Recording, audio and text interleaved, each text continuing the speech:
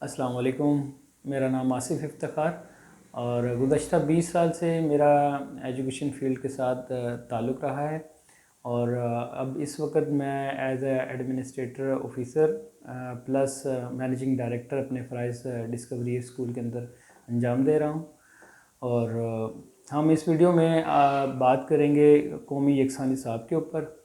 मदारिस के स्टूडेंट्स के ऊपर और जो पाकिस्तान के अंदर एजुकेशन सिस्टम है उसके ऊपर बात करेंगे। तो सबसे पहले जो है हम कौमी यकसा निसाब के ऊपर अगर बात करें तो उसके हवाले से ये है कि ये शायद बहुत सारे लोगों ने इसके मतलब सोचा होगा और जैसे कहा जा रहा है कि जो परवेज़ मुशर्रफ हैं उन्होंने भी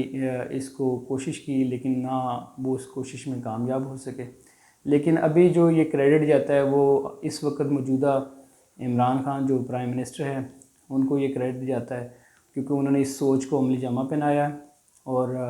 वो कामयाब हो चुके हैं। और इस वक्त पूरे मुल्क पाकिस्तान के अंदर एक कौमी यकसा निसाब जो है वो नाफिज कर दिया गया है। इसके बहुत सारे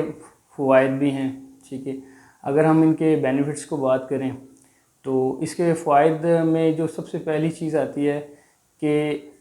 एक पाकिस्तान जो जनरेशन प्रोड्यूस करेगा उसकी सोच को यकसा करने उनकी जो सोच होगी वो तकरीबन सेम होगी, क्योंकि जो कौमी यकसा निसाब होगा उसको जो पढ़ाने वाले होंगे वो सब जो है वो उस सिलेबस को जब पढ़ाएंगे तो वो एक बात होगी पूरे पाकिस्तान के अंदर एजुकेशन के मामले को लेके। तो इसी तरीके से मैं चाहता हूँ, ये मेरी गुजारिश भी है कि जैसे ही कौमी यकसा निसाब नाफिज कर दिया गया है, इसके सेकंड स्टेप पे जो प्राइम मिनिस्टर को मेरा ये मैसेज है और जितने भी व्यूवर्स देखने वाले हैं कोशिश करें इस वीडियो को ज़्यादा से ज़्यादा शेयर करें ताकि ये मैसेज जो है उन तक पहुंच जाए। जो इन निज़ाम को तालीम को जो है नाफिज करने वाले हैं उन तक, कि इसके बाद जो सेकंड स्टेप है वो ये होना चाहिए कि एक सेंट्रलाइज्ड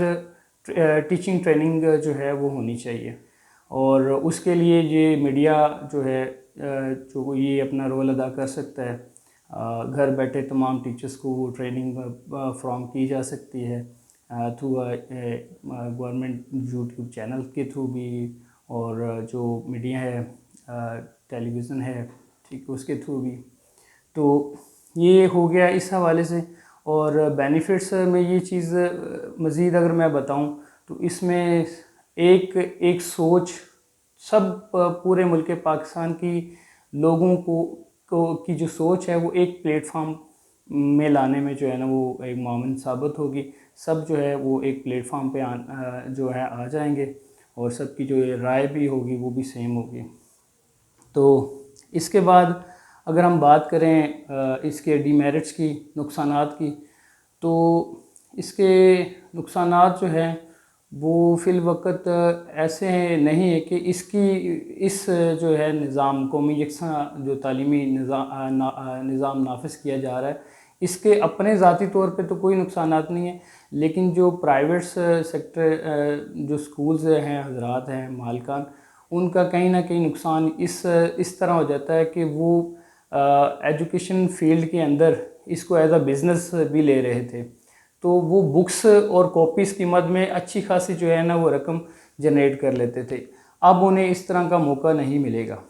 तो एक तो ये नुकसान हो गया उस हवाले से। और दूसरा अगर इसके साथ एक बेनिफिट्स जो मेरे माइंड में से निकल गया था अगर मैं उसकी बात करूं तो एक बेनिफिट और है कि जितने भी जो भी घर में पढ़ाने वाले हैं या उस्ताज़ा हैं, होम ट्यूशन्स हैं, ठीक है, उन सब को तैयारी करने का भी जो है ना उनको अगर एक दफ़ा उनको जब ट्रेन कर दिया जाएगा तो उनको एक सिलेबस की तैयारी करना पड़ेगी, जिसकी वजह से उनके लिए बड़ा आसान हो जाएगा किसी भी सिस्टम के अंदर जाके पढ़ाना, किसी भी घर में जाकर होम ट्यूशन पढ़ाना या घर में अपने बच्चों को पढ़ाना उनके लिए बहुत ईजी हो जाएगा। और इससे सबसे बड़ी चीज़ जो है वो तकसीम ख़त्म हो जाएगी। मुआशरती तकसीम जो सिस्टम की वजह से आती थी कि जी ये ऑक्सफोर्ड सिलेबस पढ़ रहा है, हमारा बच्चा ऑक्सफोर्ड सिलेबस नहीं पढ़ रहा, ये सबसे बड़ा जो फ़र्क है ये ख़त्म हो जाएगा।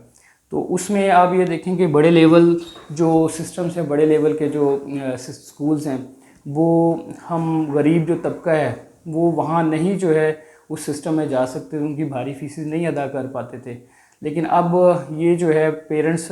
उन पेरेंट्स के लिए तो ये बहुत ही खुश आइन बात है कि जो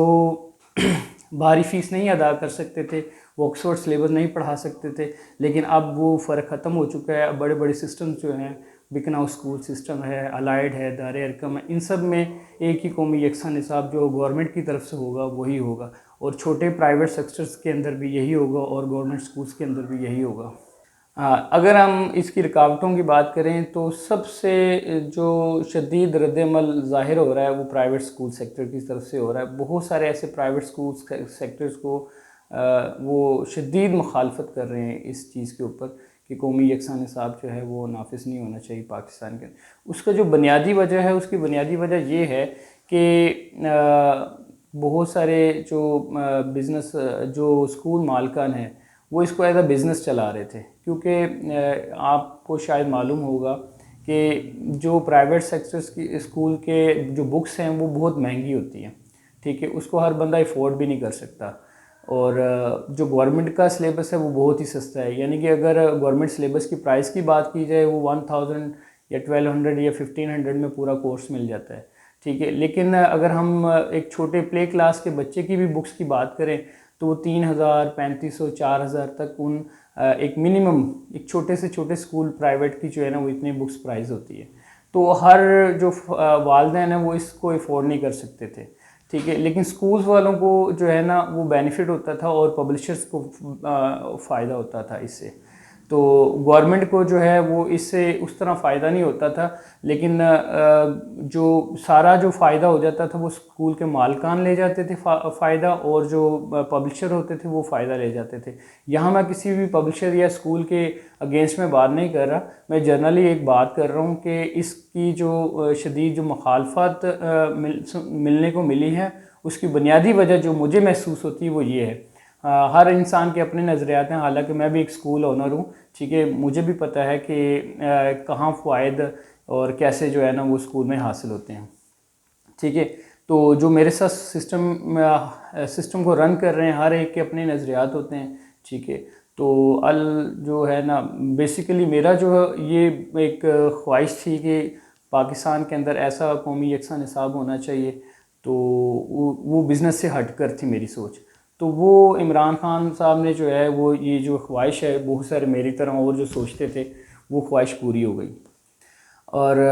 ठीक है, तो मुझे पता है कि वीडियो देखने के बाद बहुत सारे ऐसे जो प्राइवेट सेक्टर्स के जो एजुकेशन मालिकान है, ठीक है, स्कूल्स के मालिकान हैं, शायद उनका कमेंट्स भी आए, और जो मुझे जानने वाले मुझे डायरेक्टली कॉल भी शायद करेंगे। तो लेकिन मुझे उस चीज़ की परवाह नहीं है, मैं एक रियलिटी के ऊपर बात कर रहा हूँ, क्योंकि बिज़नेस जो है ना मुझे फ़ीस की जो प्राइवेट स्कूल्स हैं डेफिनेटली उसमें शायद मैं भी इसको अपने आप को यही ब्रीफ करता था, ठीक है, कि अपनी सेफ साइड के लिए कि देखें जी प्राइवेट स्कूल्स को फ़ीसों की मद में अगर देखा जाए तो कोई बेनिफिट नहीं है, कोई बचत नहीं है। तो बचत जो होती है वो एडमिशन्स में होती है या फिर बुक्स की मद में होती है, ठीक है। और अब बात हम करते हैं जो उसके इससे हटकर जो है हमारा मदरसा के तलबा, ठीक है, कि मदारिस के अंदर जो है ना बच्चों को एजुकेशन उस लेवल पे नहीं मिल रही थी। अब इमरान खान की ये बड़ी अच्छी बात है, अप्रिशिएट करूँगा मैं इमरान खान प्राइम मिनिस्टर साहब को कि ये उन्होंने बड़ा अच्छा किया है कि मदारिस को भी इस दफ़ा उन्होंने मदारिस के ऊपर भी नज़रसानी की है। और मैं उम्मीद करता हूँ कि सिर्फ बातों की हद तक जो है इस पर नहीं होगा और इसके ऊपर इंशाल्लाह अमल भी होगा। मदारिस के तलबा हमेशा पीछे रह जाते थे, वो हमेशा दीनी मैदान में तो वो आगे हैं ही हैं, लेकिन मैं चाहता था कि दुनियावी लिहाज से भी वो जो है ना बाकी लोगों के साथ आगे आगे खड़े रहें, और दुनियावी लिहाज से भी और आखिरी लिहाज से भी वो कामयाब रहें। मदारिस अपना बहुत अच्छा है, मदारिस के जो मालिकान हैं, ठीक है, हुफ़ाज़ हैं, जो भी मुफ्ती आलिम है और उनके जो उस्ताज़ हैं वो बहुत अच्छा रोल अदा कर रहे हैं मदारिस के अंदर। क्योंकि आप अगर देखें, गौर करें, जायज़ा लें तो मुल्क पाकिस्तान के अंदर, ना सिर्फ पूरी दुनिया के अंदर जितने भी मदारिस उनसे जो बच्चे फ़ारिग होते हैं, ठीक है, वो अपनी जो उस चीज़ को लेकर देखा जाए तो बहुत ज़्यादा स्ट्रेंथ ऐसी है, तादाद है जो आपको मुल्क पाकिस्तान के अंदर भी नज़र आएगी कि आलिम बहुत ज़्यादा हैं, मुफ्ती बहुत ज़्यादा हैं, ठीक है, और कारी हज़रात बहुत ज़्यादा हैं। लेकिन अगर ये कितना अच्छा हो जाएगा कि इस कौमी यकसा निसाब की वजह से वो साइंसी अलूम में भी तरक्की करें, और कितना और इतना अच्छा हो जाएगा, सुनने को मिलेगा या देखने को मिलेगा कि मुल्क पाकिस्तान के अंदर फ़लाँ साइंटिस्ट है, वो हाफिज़ भी है, आलिम भी है, मुफ्ती भी है। तो मेरा यही मैसेज है कौम को भी और जितने भी मदारिस के सरबराहान हैं, ठीक है, उनको कि वो ज़रूर इस चीज़ की तरफ जो है ना वो अपनी सोच को लेके आएँ। और इसके बाद हम बात करते हैं आगे, थर्ड जो हमारा टॉपिक था कि पाकिस्तान के अंदर जो एजुकेशन सिस्टम है उसको लेके हमने बात करनी है कि एज एडमिनिस्ट्रेटर, ऑफिसर, टीचर और उसके साथ मैनेजिंग डायरेक्टर अपना सिस्टम को रन करते करते हुए मैंने अपनी ज़िंदगी में बहुत सारी चीज़ें देखी और मैंने उन चीज़ को देखा, जाना, और मैं इस चीज़ के ऊपर फाइनली मैंने मतलब इस चीज़ को मैं कहूँगा कि ये बहुत गलत हो रहा है, ठीक है। हमारे माशरे के अंदर जो सिस्टम, एजुकेशन सिस्टम है वो बहुत ही गलत है, जिसकी वजह से आज भी माजी की बहुत सारी चीज़ें जो है ना हम माजी को लेके वो उनको स्टडी कर रहे होते हैं, हम बहुत पीछे हैं और बाकी ममालिक की निस्बत। इवन अगर हम बात करें इंडिया की, ठीक है, तो इंडिया के अंदर में एक कंप्यूटर सब्जेक्ट से अगर मैं उसकी बात करूं तो उसके अंदर 40 जो 9th-10th का उनका जो स्टूडेंट है वो 40 to 50% जो है ना वो इल्म हासिल कर चुका होता है उसका कंप्यूटर का। लेकिन जो हमारे मैट्रिक के स्टूडेंट्स हैं उनको भी ये अभी पढ़ाया जाता है, कीबोर्ड्स के मतलब बताया जाता है, फ्लॉपी डिस्क के बारे में बताया जाता है, what is a floppy disk. तो और आप यहीं से अंदाज़ा लगा लें कि हम कितने पीछे हैं। इवन हमारा जो हमसाया मुल्क है वो कितना हमारे से एजुकेशन सिस्टम में बेहतर है या आगे है वो। तो हमें इस तरफ भी ध्यान देना चाहिए कि हमें जो दुनिया के साथ साथ रहना पड़ेगा। अगर हमने मुल्क पाकिस्तान को एक तरक्की याफ्ता ममालिक की फ़हरिस्त में शामिल करना है तो हम सबको ये सोचना होगा कि हम जो भी करें वो दुनिया के साथ साथ और वक्त के साथ जो है ना वो हमें चलना पड़ेगा, वरना हम पीछे रह जाएंगे इस दौर के अंदर, तरक्की की दौर के अंदर। तो अब मैं बात करूँगा कि जो एजुकेशन सिस्टम है वो किस तरह के हैं। अब आप ये देखें, पाकिस्तान की अगर मैं बात करता हूँ तो एक प्ले क्लास का जो बच्चा एडमिशन होने के लिए आता है उसकी एज आप अंदाज़ा करें, वो बच्चा अभी उसके घर में खेलने कूदने के दिन होते हैं और माँ बाप भी कोशिश करते हैं कि इस बच्चे को जो है ना स्कूल में डाल दिया जाए। स्कूल्स मालकान भी अपने बिज़नेस एज अ बिज़नेस अपनी सोच को लेते हुए, ठीक है, वो भी कोशिश करते हैं कि इस बच्चे को ले लिया जाए। हालांकि फ़िनलैंड एक ऐसा ममालिक है, मुल्क है जहाँ पे 7 साल की उम्र के अंदर बच्चा जो है वो एडमिशन होता है। और हमारे पाकिस्तान में ये होता है कि 3 साल का भी बच्चा होता है तो उसको जनाब अभी चम्मच उसको पकड़नी नहीं आती, पेंसिल नहीं पकड़नी आती उसको, ठीक है, ठीक से बोलना नहीं आता उसको, ठीक है, इवन उसको ठीक से वॉशरूम नहीं करना आता। तो उसको 7 से 8 किताबों का बर्डन उसके ऊपर डाल दिया जाता है। इतना वज़न जो है वो अपने बैग का नहीं उठा सकता, वो कैसे जो है ना वो स्कूल में जाके सीखेगा, पढ़ेगा। तो उसके तो लाइफ जो है वो एंजॉय करने के दिन थे, तो उसको किस झंझट में डाल दिया, किस मुसीबत में डाल दिया। तो ये पेरेंट्स से भी मेरा सवाल है और जो स्कूल के मालकान हैं तो उससे भी सवाल है, ठीक है। ना चाहते हुए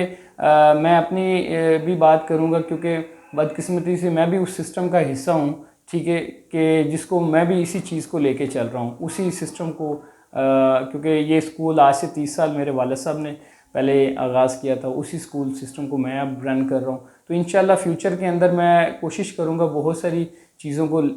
तब्दील करने की कोशिश करूँगा। तो अब जो सिस्टम के अंदर सिलेबस दिया जाता है हमारे प्राइवेट सेक्टर्स के अंदर, तो देखें अब जो स्टाफ होता है स्कूल का, उनकी भी यही कोशिश होती है, जो स्कूल के मालकान हैं उनकी भी यही कोशिश होती है कि बच्चा अच्छे नंबरों से पास हो जाए, ठीक है। उनकी सोच सिर्फ यहाँ तक है, जबकि ऐसा नहीं होना चाहिए। होना क्या चाहिए कि उन जो टीचर्स हैं, जो क्लास इंचार्ज हैं, उनकी भी यही कोशिश होनी चाहिए, और जो स्कूल के मालिकान हैं उनकी भी ये कोशिश होनी चाहिए कि ये बच्चा अपनी प्रैक्टिकल लाइफ में जब जाएगा तो किस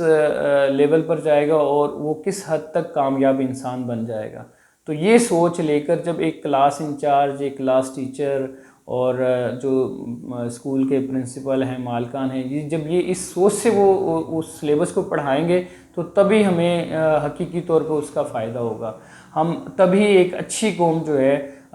बना पाएंगे मुल्क पाकिस्तान के लिए, और अच्छे यंग जनरेशन जो है ना वो बच्चे लेके आ सकें और कामयाब जो है ना वो बच्चे होंगे। और एक चीज़ और, प्राइवेट स्कूल्स के अंदर, क्योंकि मैं प्राइवेट स्कूल्स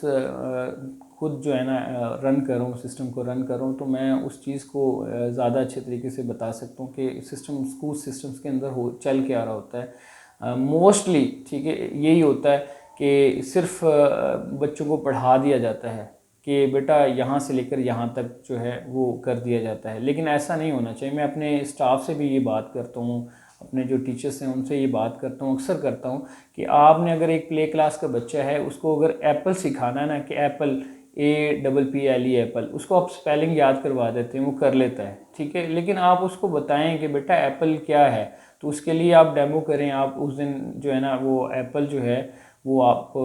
अरेंज करें, ठीक है। स्कूल को कह सकते हैं, स्कूल के मालिकान को कह सकते हैं, वो अरेंज कर लेंगे, ठीक है। तो आप उन्हें सिर्फ आपने कहना है और वो आपको मना भी नहीं करेंगे, ठीक है। चाहे वो आर्टिफिशियल एप्पल आ जाए, चाहे रियल एक एप्पल का वो अरेंज कर दें। तो इसी तरीके से कोई भी टॉपिक है, ठीक है, उससे रेलिवेंट जो चीज़ें हैं ना वो लाकर डेमो उसका किया जा सकता है, उसके बेनिफिट्स बताए जा सकते हैं, उसके डीमेरिट्स उसके वो बताए जा सकते हैं, उसकी तमाम चीज़ें जो उससे रेलिवेंट्स होती हैं वो बताई जा सकती हैं। इससे क्या होगा कि रट्टा जो है वो ख़त्म हो जाएगा और वो बच्चा प्रैक्टिकल लाइफ में वो जो जब जाएगा तो उसे वो सारी चीज़ें समझ आना शुरू हो जाएगी और वो एक अच्छा कामयाब जो है वो एक फ़र्द बन जाएगा माशरे का। और इसके अलावा जैसे हम अगर सफाई निस्फ़ ईमान की बात करते हैं, हम अपने इर्द गिर्द अगर देख लें कि हमें पढ़े लिखे सब नज़र आ रहे हैं, बहुत सारे इस मोहल्ले के अंदर, शहर के अंदर, पाकिस्तान के अंदर आपको स्कूल्स बहुत ज़्यादा नज़र आएंगे। लेकिन उन स्कूल्स का क्या फ़ायदा कि आप उस स्कूल के बाहर देख लें गंदगी होगी, ठीक है, और उस स्कूल के मोहल्ले में देख लें, गली मोहल्ले में देख लें, उनके घरों के बाहर देख लें, जो है ना वो गंदगी होगी। क्या हम स्कूल्स के अंदर अपने स्टूडेंट्स को, हर स्कूल का जो मालिकान है, मालिक है, ठीक है, वो क्या ये उनको तरबियत इस चीज़ की नहीं दे सकता कि भाई हमने अपने स्कूल को साफ़ रखना है, हमने अपने घर को साफ़ रखना है, हमने अपने गली मोहल्लों को साफ़ रखना है। जब हर फर्द सिर्फ अपना ये रोल अदा करेगा तो देखें गली मोहल्ला, पूरा शहर, पाकिस्तान जो है वो मुल्क पाकिस्तान वो बिल्कुल साफ़ आपको नज़र आएगा, कहीं भी आपको गंदगी नज़र नहीं आएगी। तो इसी तरह बहुत सारे ज़िंदगी के पहलू हैं, ये सब को हमें एजुकेट करना पड़ेगा बच्चों को। जब तक हम उन्हें प्रैक्टिकल लाइफ को लेकर डिस्कस नहीं करेंगे, एजुकेट नहीं करेंगे, वो माशरे में कभी भी एक अच्छा फ़र्द नहीं बन पाएंगे।